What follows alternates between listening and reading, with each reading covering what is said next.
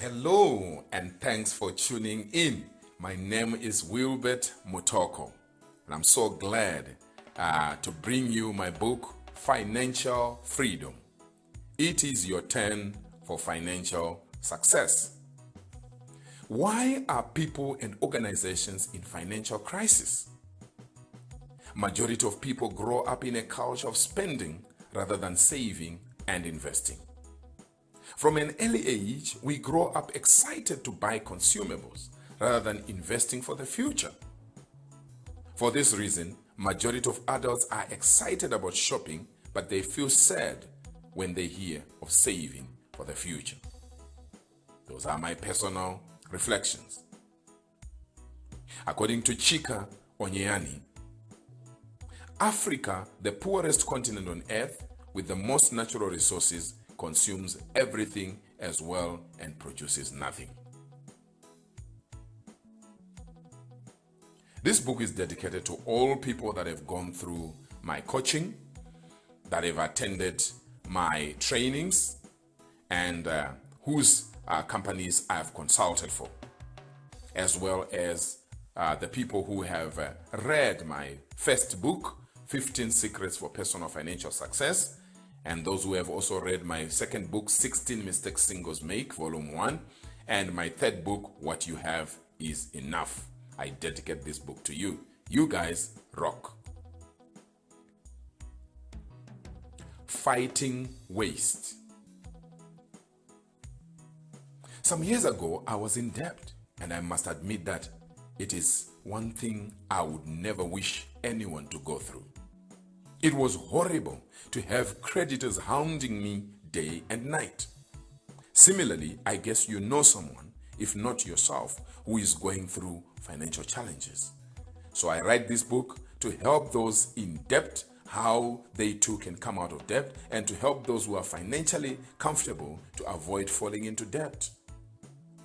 I've written this book with a heart full of sorrow for the state of Africa currently, but at the same time, I'm excited to advise third world countries on how they can reduce waste and build their lives and countries financially.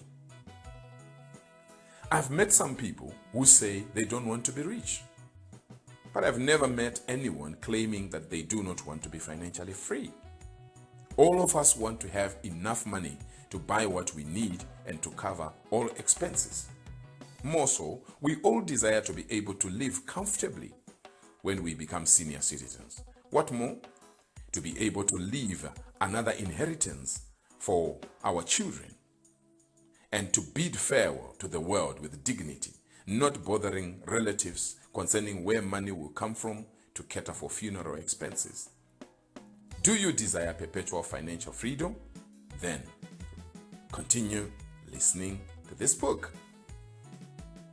All forms of freedom, psychological, spiritual, mental, physical, and social, are important, but financial freedom seems to be more crucial. This is because money runs the world. You need money for almost everything in life. Therefore, for anyone to disregard financial freedom, it means they are taking their destiny for granted. This book is an eye-opener for the person that desires a reasonable level of freedom in terms of money matters. It is my desire to hand over keys to you that will unlock a future of financial possibilities through financial principles that have helped many people since time immemorial. You will discover why most people and organizations are in financial struggles, why a few people are financially free, how you can get out of debt and remain free, how you can save money in simple ways, and how you and your organization can invest in the long term and achieve perpetual financial success. Why are many people and organizations in financial crisis? Well, nothing happens by chance. There is always a cause.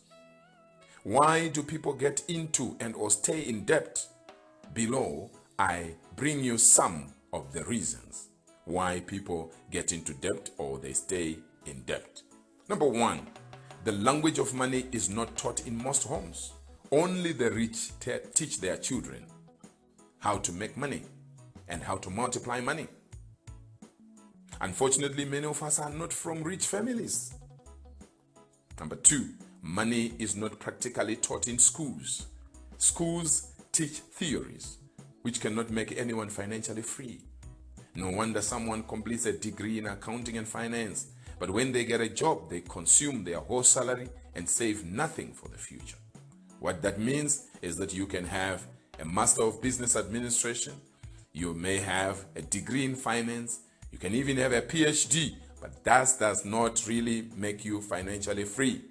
Number 3, majority of people grow up in a culture of spending rather than saving and investing. From an early age, we grow up excited to buy consumables such as foods, drinks, and clothes rather than investing for the future. For this reason, you find majority of adults excited about shopping, but they feel sad when they hear about saving. Number 4, most people are economically short-sighted. They only think of today and they assume tomorrow will help itself. Particularly in Africa, few people ever imagine how life will be in 50, 80, or 400 years from now. Number 5, over 90% of world population hates reading books in general, especially books on finance. People claim that the language of money or finance is too complicated, thus it should be left to the professionals. No wonder the majority of people are tied down in debt. Number 6, people like to compete with their friends, neighbors, schoolmates, and workmates to buy things they cannot afford. This results in financial pressure on the few resources available.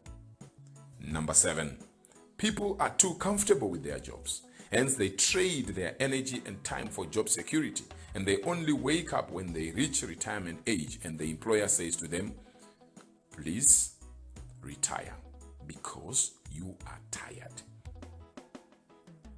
Meanwhile, they retire with nothing to show for their lifetime of sweat. Number 8, the wealthy people do not want or have no time to teach the poor and middle class how to be financially successful. They value their time because they know that time is money and time is life. Conversely, the poor-minded majority hate paying for knowledge. They would rather buy consumables than acquire knowledge and skills. Most people in financial trouble are rarely interested in learning how to be free. That's number 9. They want money, but they do not want to learn how to make, multiply, and preserve it. This explains why people who are financially troubled, whom you would assume must attend financial freedom seminars, will never attend any, even if the seminars are free. They seem to be very busy with other things. Number 10, most people, when they meet with financially free people, instead of asking, how did you become financially successful? They would rather ask for money, a job, or a hand in marriage. Financially challenged folks seem to be tied down by begging mentality. Unfortunately, have you seen a financially free beggar? I'm yet to meet one. Number 11, financially ill people do not know that even though wealthy people are too busy to sit down with them for help, some of the financially free people give their advice comprehensively through books which they write and through audio recordings. Sadly, financially troubled people do not like reading. They are waiting impatiently for the rich to donate money to them. Paradoxically, I've never seen a beggar who is financially well. Begging mentality will bind you in chains for life unless you realize that you must rise and take responsibility for your financial success. Number 12, some religious folks erroneously assume that God will one day pour money for them from heaven. That is daydreaming. The world runs by principles. That is why most of the people who are financially free are not religious. You know why? They do not wait for anyone to donate money to them. They take responsibility for financial success. They are willing to pay the price. Of course, occasionally, if you are a Christian or you worship your God, He will perform a miracle occasionally. But for you to sit down or bow down in prayer your whole life expecting God to do everything for you is gross irresponsibility. While you are waiting for a financial miracle, God is also waiting for you to mature and realize that financial success is your personal responsibility.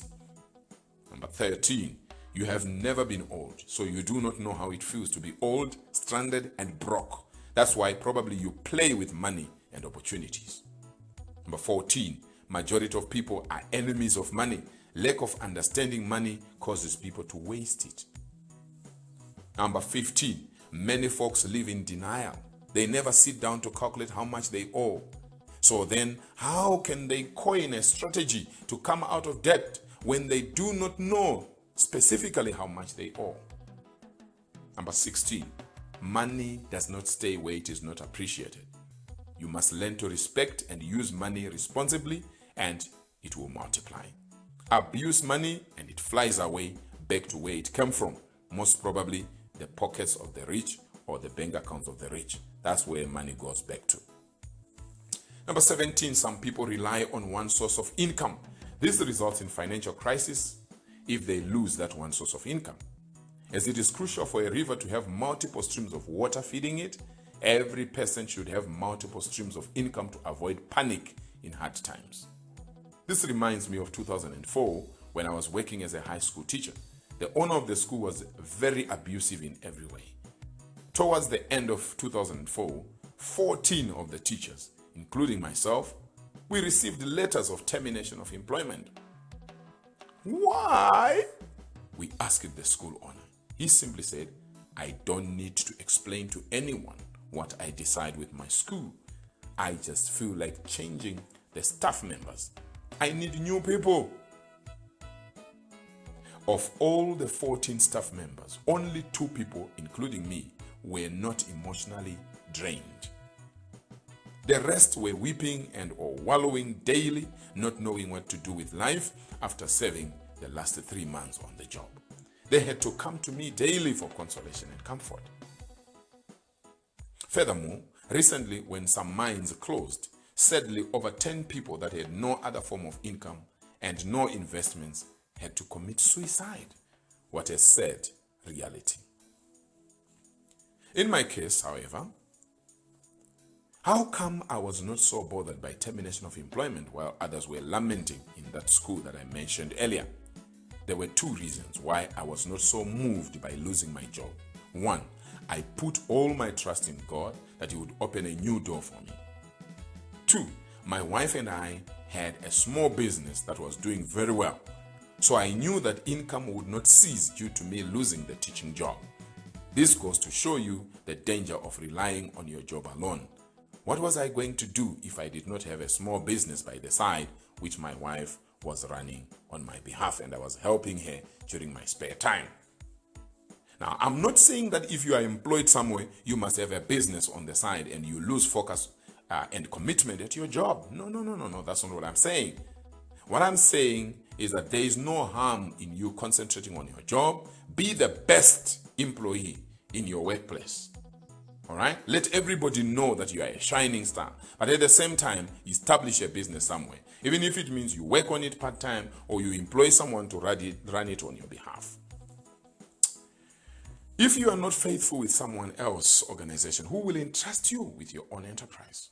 You must work extra hard where you are working right now so that you gather the good habits, so that in future, when you start running your business completely and you are no longer employed somewhere, you just continue with the good habits.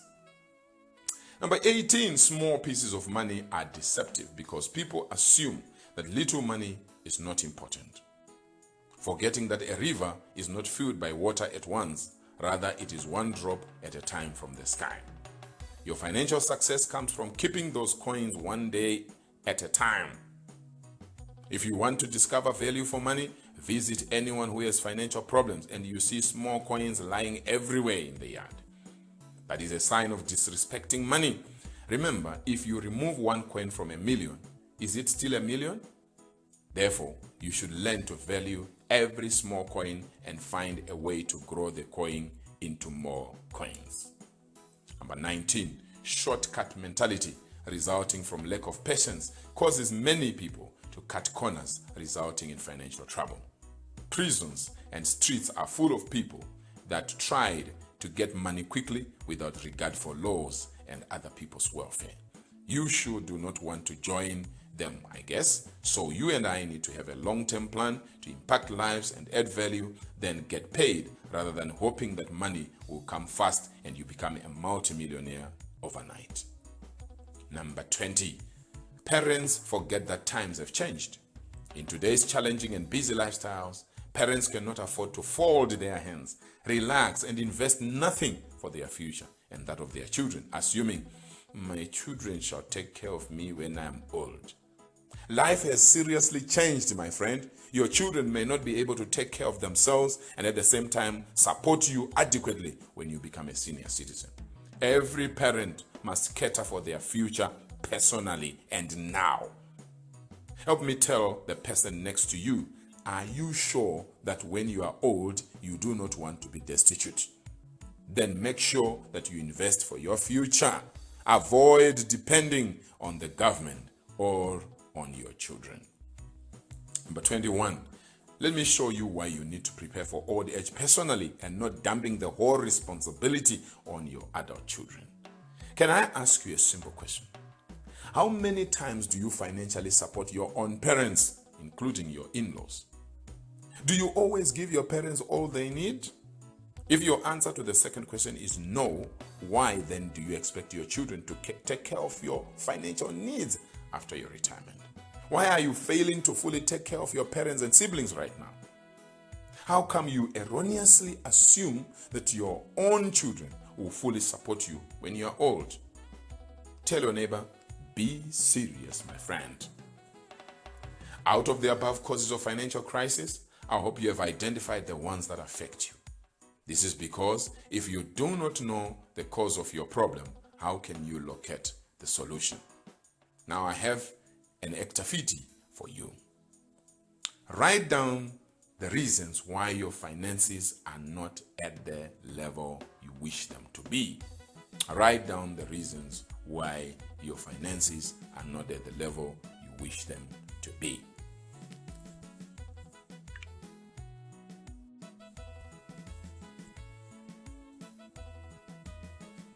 How to fight waste and gain financial freedom. I define financial freedom as the state of having enough money or personal wealth so that you can live without actively working for a living. It is the state of having more than enough money so that you receive money whether you are sleeping or dead, what we call passive income. The passive income can be from royalties of books, stocks, art, or music. In some cases, business profits and other investments. Waste can be defined as using time, money, or energy doing something that is not important or necessary or is unlikely to succeed. Who is a waster? According to the Merriam-Webster Online Dictionary, a waster is defined as one that spends or consumes extravagantly and without thought for the future. So according to this dictionary, a waster is anyone that spends or consumes extravagantly, wastefully, and without thought for the future. The question is, are you a waster or you are not? I personally define a waster as anyone who uses up all she or he earns without keeping some for tomorrow. It is any person who lives a borrowed life, consuming next month's salary or income today. A waster is someone who only lives for today, not concerned about tomorrow. Characteristics of wasters. 1. They want all good things now. They have no patience to grow wealth slowly over time. There is no delayed gratification. Borrowing is their best companion to miserable living.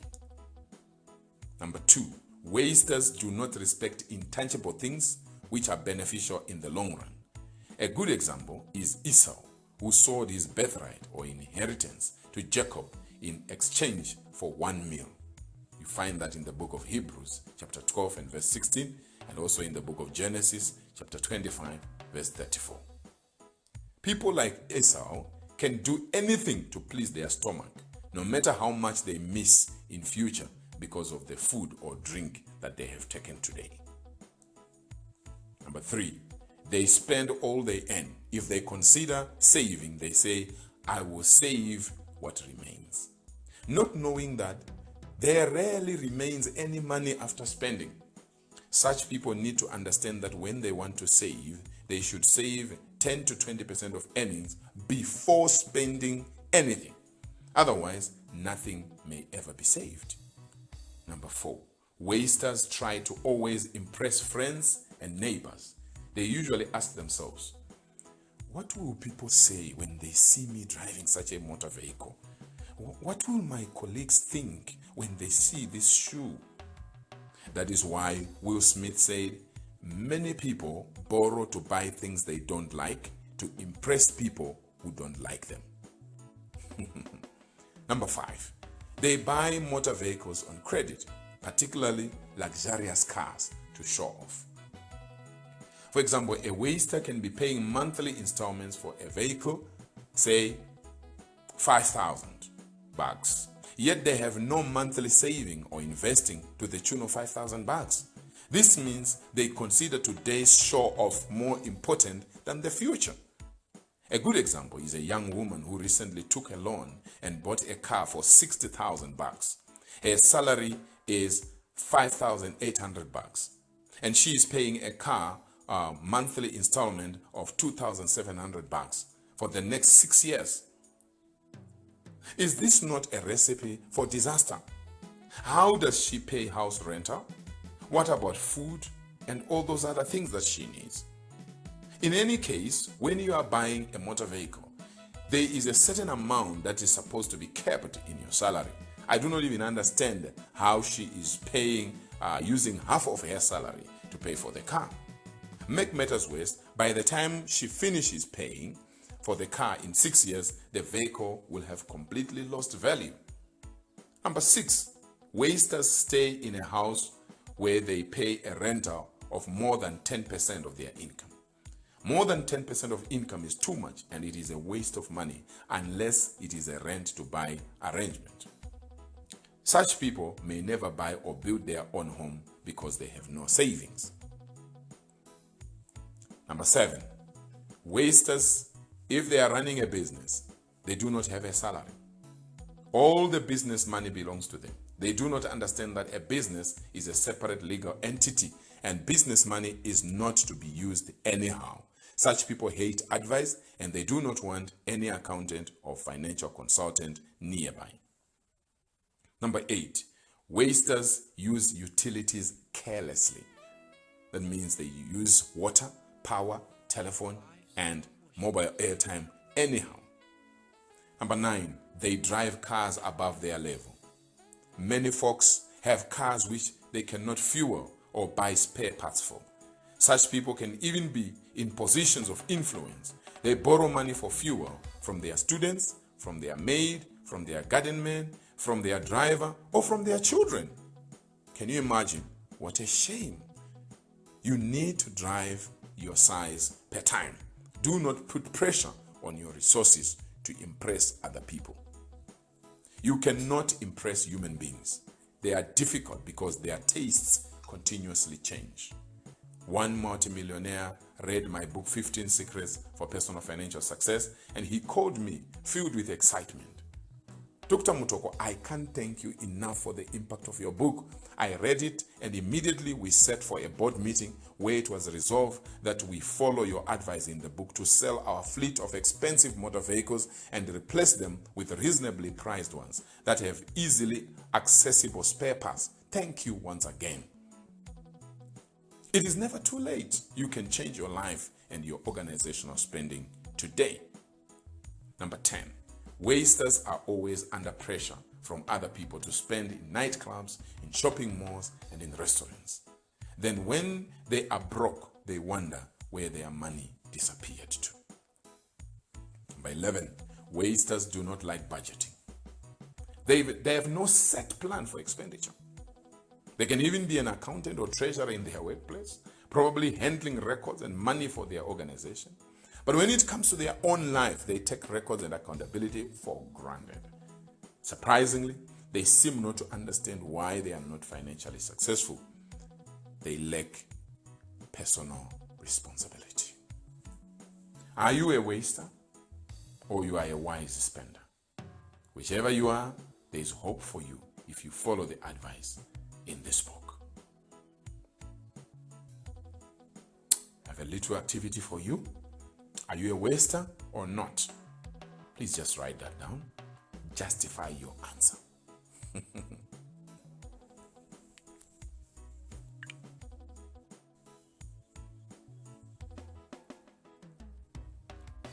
How can you become financially free? The following ways can help you to become a financially free person. Number one, live below your means. You need to learn to be content with your financial situation.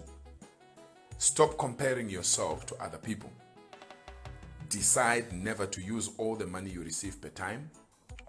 Keep something no matter how little. Just start the habit. There is no harm in spoiling yourself occasionally. You deserve it. After all, it is the fruits of your hard work. But it is pathetic if you spoil yourself daily. Remember, tomorrow is waiting for you. Number two, increase your means. Find other ways to earn extra cash. For example, get some piece jobs, sell some items, do consulting, or become an agent and get a commission. This will relieve you from the financial pressures on your main income source. Number three, start by saving, say 5% of your regular income. Then as you go on, save 10% until you get to 20% upwards. Some people even save 50% of their income. Make it a point that when you get unexpected cash, such as a donation or gift, because you had no plans for it, why don't you just save all of it? Number four, increase your qualifications. This can help you to triple or quadruple your income soon. A friend of mine had an A-level academic achievement and diploma in education and few professional qualifications. 7 years later, he studied more and got 3 higher qualifications, including a Master of Business Administration and a PhD. As a result, the salary he earns now is over 6 times more than his salary 7 years ago. Do you want promotion? Do you want a higher salary? Do you want to make higher profits in business? Go back to school, my friend. Number 5, be more knowledgeable about your business. Your business can never grow bigger than the owner's mental and professional level. Attend seminars, workshops, and read more books in your industry. This will hopefully increase the chances of higher profits in your business. Ignorance is the worst enemy of financial success. Number 6, stick to a written budget. Whatever is not budgeted for is to be ignored. Without discipline, your financial success is not in view. Avoid pleasing relatives and friends by giving them money that is not planned for. You can learn something from the governments of this world. Whatever is not on government budget will not be entertained until the next budgeting period. You can apply the same principle in your life. The above tips for financial success are not exhaustive. You need to put a lot of effort to make sure you step into financial freedom and stay there. Other points on how to be financially free, you can find them in my other book, which I've told you about, Personal Financial Success. I have a little activity for you. Out of the 6 points written above, which one do you practice? Out of the 6 points that I've given you above, which one do you practice?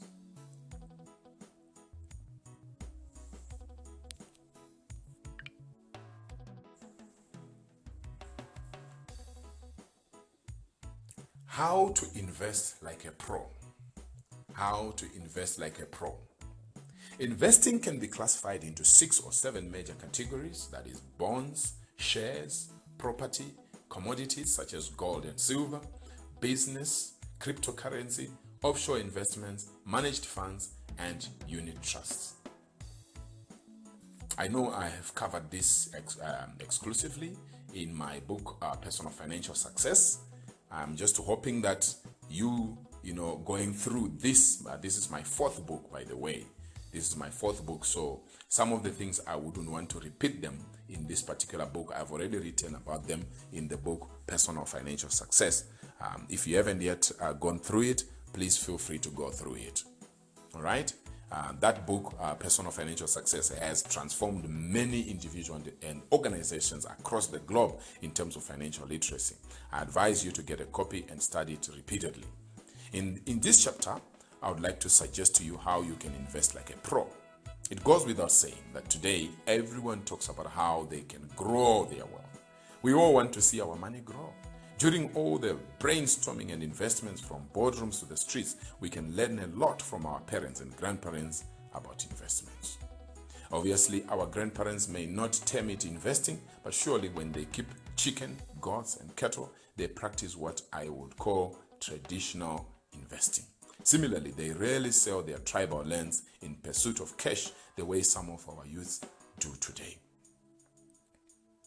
Now, what are some of the lessons that we can learn from traditional investors? Number one, they invest in what they know and understand. This is very, very, very important. Our parents and forefathers always made sure they invested in what they knew and understood. No wonder they are or were very successful. We too need to research thoroughly before putting our hard-earned cash into unknown investments. This can help us to avoid crying over spilled milk. The problem with many of us is we don't like research. We invest in what our friends are investing in. Number two, traditional investors invest for the long term. Our forefathers knew how to view life in the long term. As a result, they kept livestock and held on to land up to the level of leaving an inheritance for their children and children's children. Contrary to this, our generation of consumers always says, "Let me consume my money before I die." Such mentality is against true investing. For this reason, many people start investments in pension, shares, property, and unit trusts, and so on, but they cancel or sell the investments prematurely because of short-sightedness. We need to learn to think and invest in the long term if we desire financial freedom. It reminds me when we were growing up as young children, when we were going through primary school, going through secondary school, you'd find that my mother was keeping chickens. But you will be eating vegetables. You will be eating other things and you want meat, but the chickens are not being slaughtered. Why? My mother had a long-term view. She wanted them to multiply. You will see next door neighbors, they have goats, they have cattle, they have sheep. They don't just slaughter them anyhow. Why? It's an investment. We need to learn from that. Number three, traditional investors do not look for get-rich-quick schemes. So you want to invest like a pro? Learn from the traditional investors. They do not try to be rich in one day. They understand that they can start with 2 chickens today, 2 cattle or 2 goats, but with time and proper nurturing, a herd will be in view. Alas, our generation does the complete opposite. We seem to believe that wealth grows by magic. We look for high returns from low inputs. There needs to be a change of mentality in this regard. Number 4, traditional investors are patient to wait for their returns. Pros are willing to wait for returns. Traditional farmers always patiently wait for harvest, as they cannot quicken the growth of their crops. Neither can they command their livestock to multiply in 2 days. As for you and me, we need to learn the same lesson. We cannot expect to put money in shares, in property, in bonds, commodities, or in business and expect magic in a short time. It just does not work. Patience is a must if you want to be financially free. It is never too late for you to change. Please, I want you to go through this activity. Number 1, what kind of investor are you? Number 2, are you patient or you are hasty? Number 3, do you have long-term investments, that is 10 years and above? Or all you have is savings, or maybe you don't even have anything. You need to think about this and take some steps. So So far, we have looked at part 1, where we were learning as to why is it that people are struggling financially. Now we move on to part 2. Think and gain financial freedom. Think and gain financial freedom. According to C.W. Longenecker,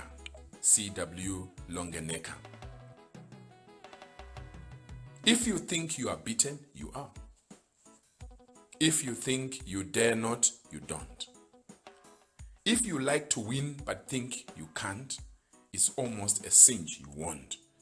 If you think you will lose, you are lost. That is C.W. Longenecker talking about the victor. According to Dr. David Oyedepo, your belief is what makes you, because you are the product of your thought. What you believe is what you become, no doubt. That's Dr. David Oyedepo. Now, why did I write Think and Gain Financial Freedom? This part 2 that I'm presenting to you.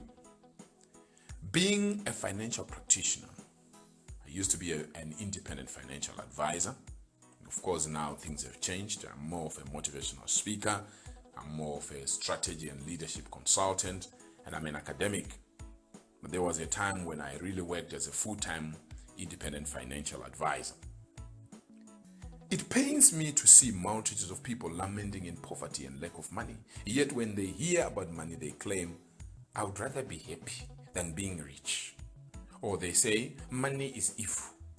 Or they say, money is not everything. Or they say, money can't buy you happiness. The truth is, all of us need money to live comfortably. I used to have negative thoughts about money, but when I changed my thinking, I discovered that financial freedom is a reality. You may not desire to be rich, that is fine, but I'm sure you want to be financially free. I guess you desire financial peace.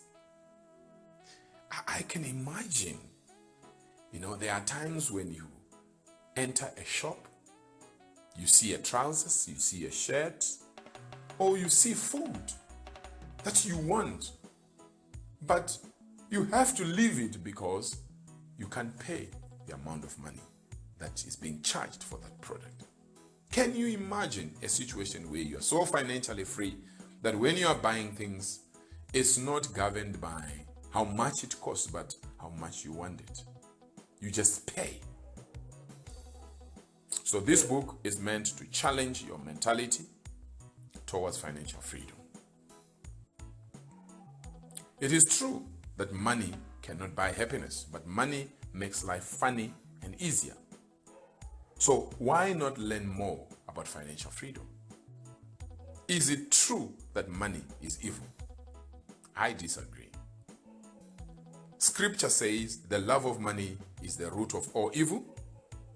That is, the root of evil is the craving for money, wanting to get money at all costs, even if it harms the society. Otherwise, money is neutral. Money is not bad. It only becomes bad when you love money too much. You want to get money at all costs. Some people say, I would rather be happy or holy than being rich. The question is, why not have holiness, happiness, and riches at the same time? It takes engaging your mind to gain financial freedom. Are you ready to change your thinking? If yes, let's move on. Financial freedom is like a lovely and kind person that does not stay where it is not welcome. Your starting point to attract financial freedom is to appreciate and respect money. This obviously comes through thinking correctly about money, its acquisition, use, and multiplication. Financial freedom basics. Financial freedom is ability to buy all necessities of life without stress. It is being able to support your family financially now and in the future with no hassle. It is a state of skillfully planning and implementing money strategies that give you financial rest. Is there a difference between financial freedom and being rich? Yes, there is a difference. You can be rich, but in financial crisis. Yet you may be poor today, earning a small salary, and you decide to consume less than you earn, and you save 10% or more of earnings, slowly but surely you are on your way to financial freedom. Financial freedom is not necessarily determined by how much money you earn, it is determined by how much you keep for the future. Therefore, I believe that anyone can be financially free if they like. It is great to be rich and financially free. It's much sweeter. And anyone can start on the way to financial freedom now by living below what they earn and increasing their earnings. When I look at my life, when I look at the way I grew up, we were not the poorest in our neighborhood, but neither were we the richest. We were somewhere in the middle. And I do not want to go back there. I always humorously tell people, those who say it's okay to be poor, it's okay to lack, I say to those people, I have left a vacancy in the land of poverty. I have left a vacancy in the land of lack. Whoever wants to go and take it, please go and take it permanently. I have left there. I do not want to be poor. I do not want to lack. I want to have financial freedom. When you think about money and financial freedom, you make a mental effort to consider it, and you use your imagination and intelligence to create it and develop it. If you gain something, such as an ability or quality, you gradually get more of it. Therefore, if you gain financial freedom, it means you get more of it in small stages of a long period of time, rather than suddenly. Another definition of gain is if you gain something, you obtain it, especially after a lot of hard work or effort. In other words, you gain financial freedom through determined efforts, not by chance or luck. From these two definitions of gain, it can be concluded that financial freedom is not attained quickly. It must be strategically worked upon for some time. This means that anyone, including you and me, can be financially free no matter the current level of money in the bank or pocket. It therefore follows that casino, stealing, robbery, and corruption are not legitimate ways for obtaining financial freedom. They are dangerous and short-term ways of getting money. Rather, it takes patience and time to become financially free. Therefore, thinking so that you become financially free is something that is needed on a daily basis. This is what we learn about money. There are two money problems, and you have to choose which one you want. You can have too little money, or you can have too much money. So let's look a bit at the problem of having little money. It results in lack of necessities due to lack of finance. It normally results in lots of borrowing as well. Nobody likes to live a borrowed life. But when there is shortage of money plus shortage of patience, many people, organizations, and countries find themselves in terrible debt. And guess what? It's very stressful. And it can even land somebody into depression. Do you choose this kind of money problem? You might be saying no, but check your daily actions. I say this because many people would possibly claim that they do not want money problem number one, having too little money, but they think and behave in a way that suggests they prefer this money problem, thereby living a life of lack. You cannot just say, I don't want too little money, and you are not taking steps to come out of it. Money problem number two is having too much money. I've often heard people say, I do not want to be rich. I do not want to have too much money because it brings lots of headaches. Have you ever said that to yourself? Yes, having too much money is a problem on its own. Extremely wealthy people worry about how to multiply their wealth, how to protect their wealth from excessive tax, how to protect it from armed robbers, how to protect their lives from robbers, and so on. Personally, I have not yet arrived at the state of having too much money, but I'm on my way. And I can assure you, it's much sweeter than being at the first problem, the one where you lack money. I'm taking steps such that in the next 10 years, I will always be worrying about how to protect my wealth. Right now, I'm a little bit worried about how I can protect my wealth, how I can continue increasing my portfolios, but I can assure you that in the next 10 years, I will be more worried about how to protect my wealth. It's a better problem than the problem of having little money. So choose, which problem do you want to live with? Is it the problem of having too little money or the problem of having too much money? All right. Nothing just happens by chance. You have to make a decision. Your starting point to financial freedom is to take time to think and decide to become financially free and to come up with a plan, serious plan as to where you are going, how you are going to go there, and what tools you need, what sort of people do you need on your way there.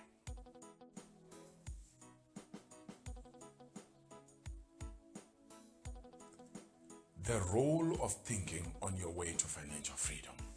According to Muhammad Ali, if your mind can conceive it and your heart can believe it, then you can achieve it. That's Muhammad Ali. If your mind can conceive it and your heart can believe it, then you can achieve it. Here is the story of a physically challenged boy. Almost 30 years ago, a pregnant woman gave birth to a baby with neither legs nor arms. Both husband and wife were devastated. They could not understand why God allowed this to happen. They felt bitter and discouraged and thought there was no hope for their child. Later, they encouraged themselves and decided to think positive. Throughout the boy's childhood and youthhood, there were many struggles caused by the boy's lack of limbs, coupled with mockeries from peers. But all this is now water under the bridge as the boy grew up to become a powerful international motivational speaker, author, and president of the non-profit organization Life Without Limbs. This man is called Nick Vujicic. For his full life story, you can grab a copy of his book, Life Without Limits. That's Nick Vujicic. According to George Neller, to think creatively, we must be able to look afresh at what we normally take for granted. George Neller. Truly, as illustrated by the story of Nick Vujicic above, physical disability is not as serious as mental disability. I want to repeat this. Physical disability is not as serious as mental disability. Unfortunately, most people are mentally disabled. Whoever is normal in the mind can still do exploits, yet you can never trust or work on a project with a mentally challenged person. Below is another amazing story of a girl that got challenged in the eyes but went ahead to leave a legacy. According to Helen Keller, the welfare of each is bound up in the welfare of all. That's Helen Keller. The name Helen Keller is known around the world as a symbol of courage in the face of overwhelming odds, yet she was much more than a symbol. Helen was born normal, but due to a late treatment of illness during childhood, she became blind, dumb, and deaf. Can you imagine all these three on one person? Born normal, but due to a late treatment of illness during childhood, she became blind, dumb, and deaf. But through the power of positive thinking, Helen was a woman of luminous intelligence, high ambition, and great accomplishment. She devoted her life to helping others. During her lifetime, Helen Keller was consistently ranked near the top of most admired lists. She died in 1968, leaving a legacy that Helen Keller International is proud to carry on in her name and memory. You can check out www.hki.org. Can you imagine life without sight, hearing, or talking? How much would you achieve if you had been Helen Keller? Would you give excuses for poverty, or you would rise like Helen Keller and do exploits? You can never underestimate the role of thinking if you want to be successful in life. There is a mindset that financially free people possess as compared to people in financial crisis. I know because I grew up in the rural area looking after cattle and goats. I know because I did primary and secondary school in the rural area where there was no electricity, no internet, and no library. I know because I was raised in a low-income family where my dream was to become a pilot, yet I never knew how it would happen. There was no mentor, there was no guidance, there was no career guidance. It remained daydreaming and never came to pass for me to become a pilot. I know because oftentimes I went to school barefooted without other necessities of life.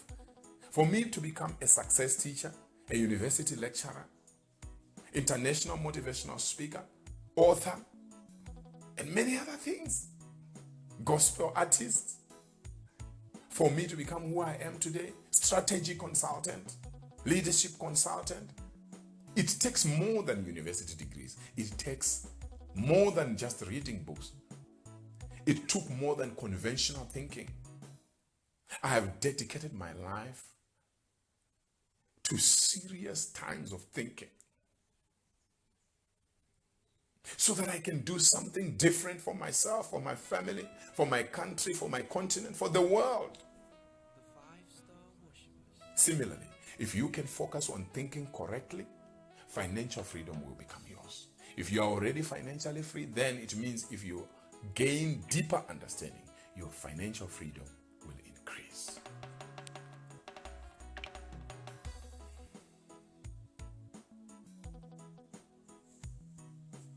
Financial freedom versus the love of money. 1 Timothy chapter 6 verse 10 says, "For the love of money is the root of all evil." That's 1 Timothy chapter 6 and verse 10. Is it good to desire financial freedom? Is it godly to have lots of money? Many people have robbed themselves of the chance to enjoy life because they misunderstood the above scripture which says the love of money is the root of all evil. The scripture talks of the love or craving or desiring money. It's like that you can do anything good or bad to get money. That obsessive desire for money is what God says is evil, not money itself. In other words, money is good, but craving for it is bad. Financial freedom is good, but doing evil to attain financial freedom is wrong. Money is not bad, guys. Therefore, someone said, money takes on the character of its owner. That is, in the hands of a Bill Gates, money becomes a savior of people dying from malaria and HIV/AIDS. In my hands, money is a blessing to widows, to orphans, to families, to communities, spreading the gospel and research. However, in the hands of a Hitler, money became weapons of mass destruction. In the hands of a caring person like you and I, money helps the needy. Yet in the hands of a robber, money is something else. Imagine how much you could accomplish in today's world without money. What about if you had abundant money? Even this book that I'm reading out for you, I was not going to be able to write it without money. I would not be able to have the gadgets to record this recording without money. So as much as I want to touch lives, as much as I want to encourage people out there, as I want to educate the world, but without money, it's very difficult. Evil people spend their money on evil things, while good people spend their money on good things. So money is not evil. Money is neutral. The owners of the money are the ones that can either be good or evil. If money was wrong and bad, then you know who will be the worst person? It will be God. God was going to be the worst person because the Bible says that silver and gold are mine. Silver and gold belong to God. So if it belongs to God, God is actually the richest person. He owns everything. Even Jesus Christ had a treasury to help the poor and to finance his ministry. Without money, how could he have made it? John Avanzini, in his book, Money Talks, summed it up this way. He said, God is not against your having money. He just doesn't want money to have you. God never wants money to rule your life. If you start to love money, it will not be long before it becomes your master, making it impossible for you to properly serve God. That's John avanzini. Do you have money or money has you? Do you tell money what to do or money dictates how you live? Is there a difference between when you have money and when you are broke? I see some college students who attend lectures well during the month. But as soon as they get their monthly allowance during month end, they stop attending lessons until the money is finished. Similarly, some adults will stop going to work after payday. When you see them reporting for duty, you know that the money that they had earned is now finished. What a sad relationship with money. All this causes our continent to lag behind. What causes this? It is due to wrong thinking about money. And that's what we are trying to correct through this book. The 5-star worshippers. Is extreme wealth from the devil or from God? Is extreme wealth from the devil or from God? Proverbs 10 verse 22. The blessing of the Lord, it maketh rich, and he addeth no sorrow with it. That's Proverbs 10 verse 22. 1 Timothy chapter 6 verse 9 and 10. But they that will be rich fall into temptation and a snare, and into many foolish and hurtful lusts, which drown men in destruction and perdition. For the love of money is the root of all evil, which while some coveted after, they have erred from the faith and pierced themselves through with many sorrows. That's 1 Timothy chapter 6 verse 9 and 10. It is true that being rich comes with its own temptations and challenges. But when God is the one who makes you financially free and rich, you enjoy peace of mind. You can have lots of money and at the same time enjoying a good marriage, wonderful children, great ministry, enjoyable business or career, sound mind, good health, and helping humanity. Do you mean that poverty and lack doesn't come with challenges? The choice is yours, whether to be financially free or to be in financial crisis. I'm not saying everybody must become super wealthy, but I believe for you and me to be completely financially free, becoming wealthy is the way to go. It amazes me that when someone becomes financially successful, some people begin to think that she or he got wealth from the kingdom of darkness. For example, when I was young, I often heard adults saying, so and so had a bumper harvest of maize this year. We suspect that he used traditional medicine. So I grew up thinking that for someone to be financially free or rich, one must use traditional powers. Many of these adults were church folks that prayed to God regularly, but surprising enough, I never heard any of them say, oh, our neighbor had a bumper harvest. God has answered his prayers. The major question is, who created the world? Who deposited gold, copper, oil, and diamonds in the ground? Is it God or Satan? If God created the earth and he owns the whole world, why then do people assume that any wealthy or financially free person must have become financially successful by the power of Satan? Don't you think it's just an excuse that people who are in lack just make so that they feel comfortable, they feel better, they feel we are holy? Yes, I do agree with you that the majority of people in the world got their wealth by evil powers, theft, corruption, etc. But is it everybody who is crooked? Are there no good people who provide the world with solutions and become financially free through it? Are there no honest and faithful people that got wealth in the right ways? Is there no room for you and me to become financially free forever in the right way and with the help of God? For example, the Wright brothers, they became wealthy by helping the world with an aeroplane to travel faster. Henry Ford became financially free at Ford Motor Company through helping people with reasonably priced cars. Steve Jobs became super wealthy at Apple through his passion to help people with the fastest technology and to improve operations. Bill Gates is financially free by building computer software at Microsoft to simplify people's lives and organizations' operations.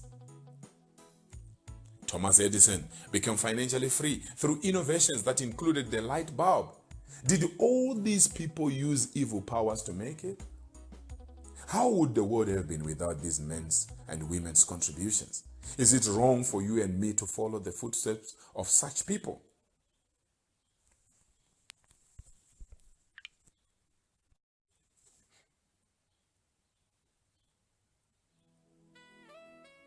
Will the rich enter the kingdom of heaven? Will the rich enter the kingdom of heaven? Deuteronomy chapter 8 verse 18 says, "But thou shalt remember the Lord thy God, for it is he that giveth thee power to get wealth, that he may establish his covenant which he sware unto thy fathers, as it is this day." That's Deuteronomy chapter 8 verse 18. Other people have a problem with getting financially free and getting rich because they read the scripture. It is easier for a camel to go through the eye of a needle than for a rich man to enter the kingdom of heaven. My question is, how many poor people will not enter heaven because of their sins? Is being poor or average a ticket to enter heaven? Abraham was very rich in livestock and in silver and in gold. Genesis chapter 13 and verse 2. Does the Bible say Abraham was rich in faith? No. Abraham had great faith, that's true. But he also had physical wealth that set him free financially. Did Abraham go to heaven? Yes, of course. Jesus told a story about a rich man who was a sinner. A poor man by the name Lazarus begged at the rich man's table. But after both the rich man and Lazarus died, Lazarus went to heaven and was found on Abraham's bosom. How come the rich man Abraham entered heaven? I thought only Lazarus was to enter heaven because he was poor enough. Do you see that Abraham was rich and financially free and he entered heaven? The other rich man, who was a sinner and ill-treated Lazarus, went to hell. Lazarus went to heaven and was taken care of by Abraham. So Lazarus was a poor man, but who feared God, and he went to heaven. Abraham was a rich man, and he feared God, and he went to heaven. The rich man who abused Lazarus was a rich man, but he didn't fear God, and he went to hell. So if the rich man Abraham went to heaven, and the poor man Lazarus went to heaven, it means the reason for you entering heaven is not necessarily whether you are poor or you are rich, but whether you feared God. I would rather fear God and be rich so that I enjoy this life and I will enjoy the life to come. At the same time, I get fulfilled in this life because I can help others as well. You see, Abraham had to help Lazarus even in heaven because Lazarus had to be at the bosom of Abraham. It beats my logic how some people claim to be Abraham's children, yet they hate financial freedom and they hate wealth creation. The Bible even says that Jesus became poor that we may become rich. 2 Corinthians chapter 8 verse 9. But many folks still argue that they would rather go to heaven poor and average than get wealth. Okay, it's your choice. But let us hope you will not become a burden to the government, to the charity organizations, to your children, to friends and relatives, simply because you have decided not to change your thinking, to live a life of abundance. So, will the rich enter heaven? You do not go to heaven because you are poor or rich. You go to heaven because you are at peace with God, whether you are poor or rich. However, personally, I would rather live a happy and financially free life on earth than I go to heaven rather than suffer on earth and rest in heaven. The choice is yours. You may be thinking, what if I like financial freedom, but my past experiences are so negative? A wise man once said, today's experience, whether negative or positive, is tomorrow's wisdom. Why do most financially free people have a negative background? Here is part of the answer. Someone said, your speed in running is determined by how fierce the dog that is chasing you. Some fellows have jumped over tall fences which they never dreamed they could because of being chased. Human beings cannot change without pressure.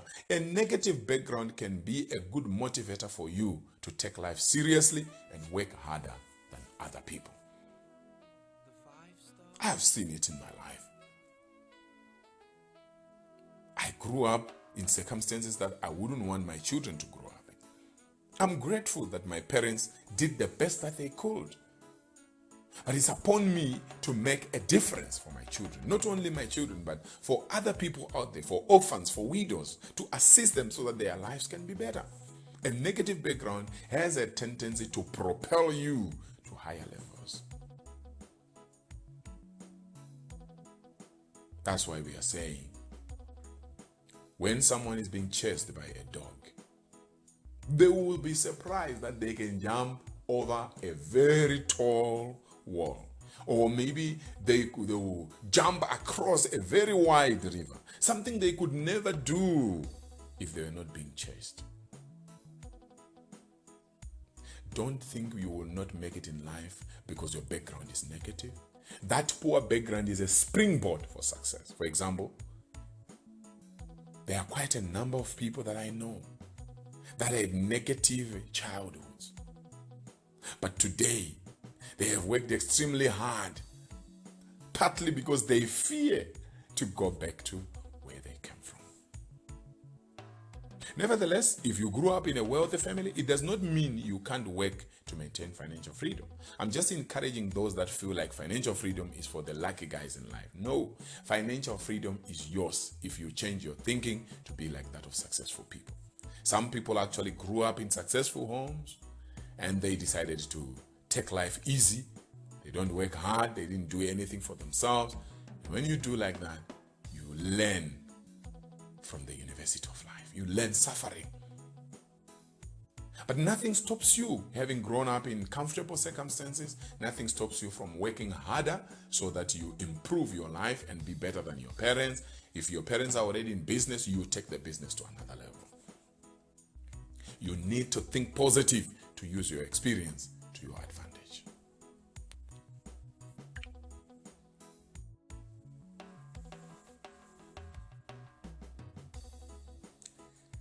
Crucial steps taken by people who become financially free. Crucial steps taken by people who become financially free.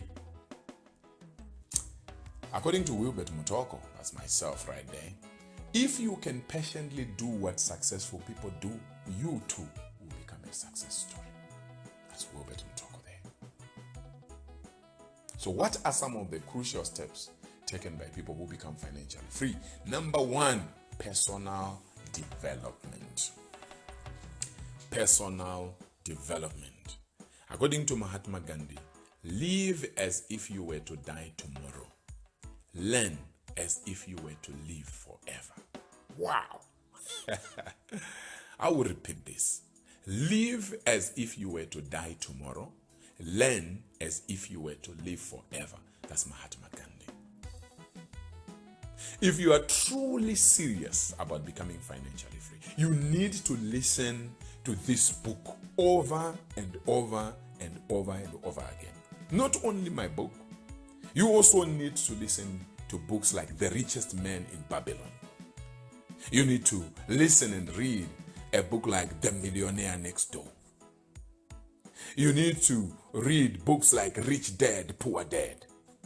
These are books that will completely change your life. Listen to them over and over. Read them and underline them and highlight them. Listen to my book, Personal Financial Success. You can choose whether you want to listen to it or to read it. Personal Financial Success by Dr. Wilbert Mutoko. It will completely change your life. Reading books, listening to audios, watching good videos, attending seminars, workshops, conferences. Personal development is what you need if you are going to make it big time.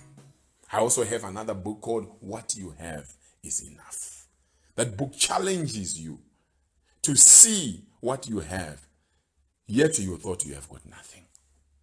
You also need to read that book and listen to it as much as possible so that your life will never be the same again.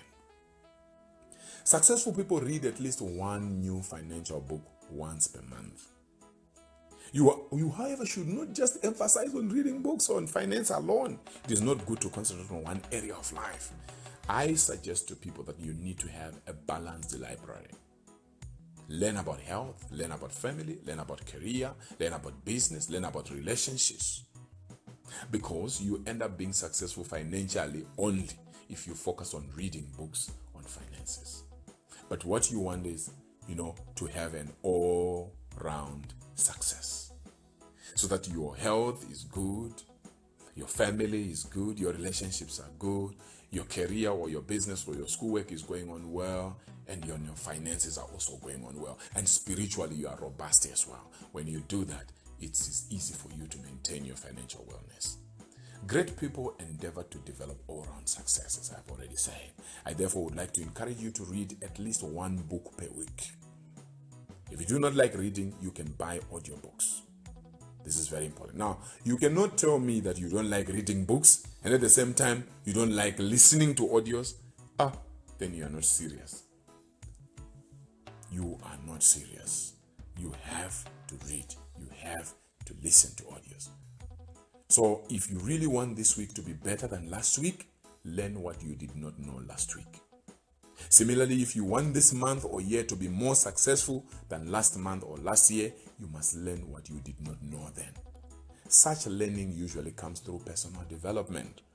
You might blame your parents, you blame your teachers, you blame your girlfriend, you blame your boyfriend, you blame other people for you not going to school.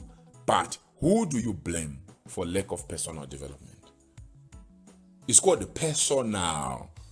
No one is going to be developing you, but you are developing yourself.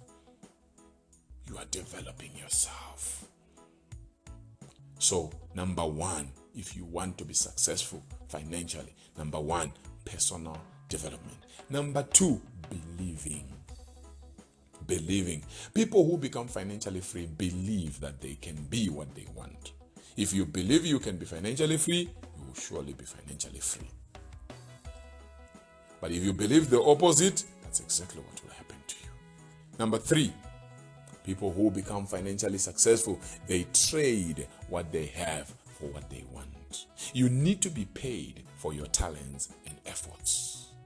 What is special about you in terms of talents and gifts? Which of the talents or endowments can you develop and get paid for? Personally, I'm paid for speaking, training, teaching, and writing. Those are my core strengths. Those are my core talents. I'm paid for speaking, for training, for teaching, and writing. And of late, I've become a gospel artist. So I'm also paid for performing as a gospel artist. I know people are different. For me, I'm a multi-talented person. I do so many things and people wonder how I do it, but that's just how God gave it to me. So I must return all glory to God. But I work extremely hard. I have developed my talents one at a time. There was a time when I was not good at speaking, or maybe I was good at speaking, but I didn't know how to sell myself. I had not yet fully developed myself. So I have developed myself along those lines. There was a time when I was not good at training, I was not good at teaching, I was not good at writing. I was a good singer, but I had not yet recorded an album. So after recording our album, September 2019, this album called No One Like Jesus. It is going viral. Why? I have learned to do things of quality. You must understand yourself, understand your talents and your gifts, develop them one at a time. If you have got too many talents and endowments, develop them one at a time. Don't become a jack of all trades. Develop them one at a time. And each one of them, take them to world-class standard. All right? Number 4, people who become financially free, they do what they love or they love what they do. Financially free people love what they do and they do what they love. Any work that you do without a willing heart is a wasted effort. And eventually it becomes a wasted life. I love speaking. I love training people. I love teaching people. I love consulting, particularly on strategy and leadership. I love writing books. I love writing on my 3 blogs. I love writing on my website. I love consulting on leadership and strategy because I believe I was born to raise leaders. And of course, I love gospel music. That's why I've become a gospel artist. What do you love doing? Now, let me tell you something. Somebody's thinking, okay, wait a minute. I cannot do what I love right now. What I'm doing is what I don't love. Let me tell you. Do you know how I paid school fees for me to do MBA? It was through money from a business for pest control. Did I love pest control? No.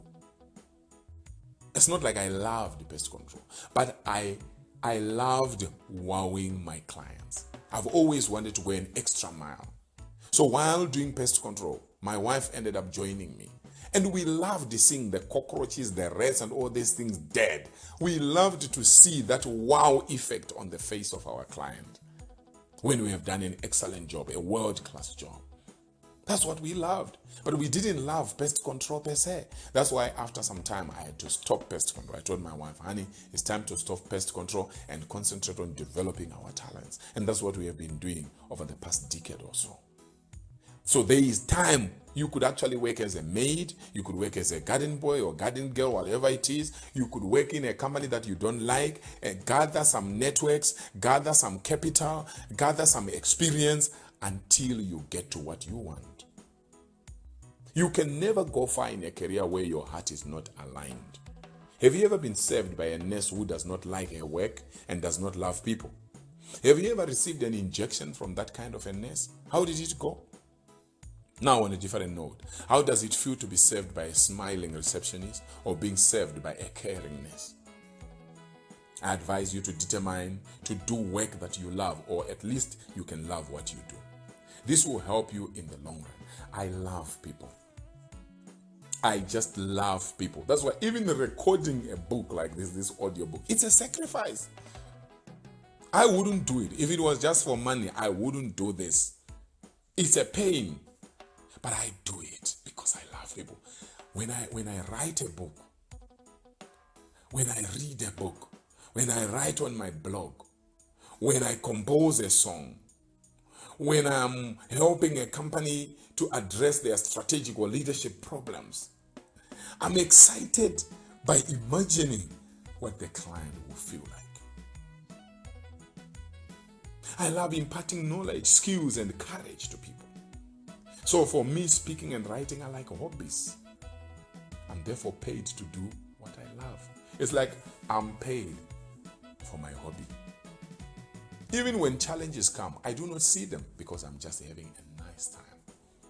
Number 5, financially free folks know that financial freedom is meant to be shared with God, to spread the gospel, and with less privileged people in society. They understand that they are stewards of God on earth. They believe that God blessed them to bless others. Otherwise, how can you bless others before you receive blessings from God? The more money you have, the more work of God you can accomplish. God is not going to come down from heaven and perform miracles for everybody. God chooses people whom he gives more so that you can distribute to those who don't have. Genesis chapter 12 verse 1-3. Now the Lord had said unto Abram, get thee out of thy country and from thy kindred and from thy father's house unto a land that I will show thee, and I will make of thee a great nation, and I will bless thee and make thy name great, and thou shalt be a blessing, and I will bless them that bless thee, and curse him that curseth thee, and in thee shall all families of the earth be blessed. That's Genesis chapter 12 verse 1-3. Abram was blessed to become a blessing to others. God did not just bless him for fun. In my case, God blessed me with writing and speaking and singing talents, so I regard it my responsibility to change your thinking by my works. As you change your thinking, you will in turn influence your friends and family. Before you know it, we have a better Africa, we have a better world. In fact, in my first album that we produced in September 2019 called No One Like Jesus. There's a song I composed there, and many people are testifying that it's actually changing the way they think. The song is called You Are What You Think. You are what you think. Why would God bless you with excess wealth? Would you be willing to share your wealth with others? Number 6, people that become financially free create time to think. Life can get so busy that your mind becomes clustered and rusty. If you don't want to be stagnant in life, then you ought to create time to think. Your mind is supposed to be a solution generator, not just an information storehouse. That is why one of my mentors says that he rarely uses his mind for information storage. He buys lots of iPad, laptops, and hard disks for information storage. This leaves his mind with enough capacity to think. It will be good for you to set aside, say, an hour or more per week for thinking. You need a quiet place and quiet time, say early in the morning, whether it's in your bed or in a certain place, it's up to you. While everyone is asleep, or at a quiet park, or in your garden, you sit there, no noise, no phone, no disturbance, but only a notepad and a pen. Thinking is more powerful than many efforts of life. That is why people in high positions are paid more than manual laborers. It is because the former use their minds while the latter use their sweat.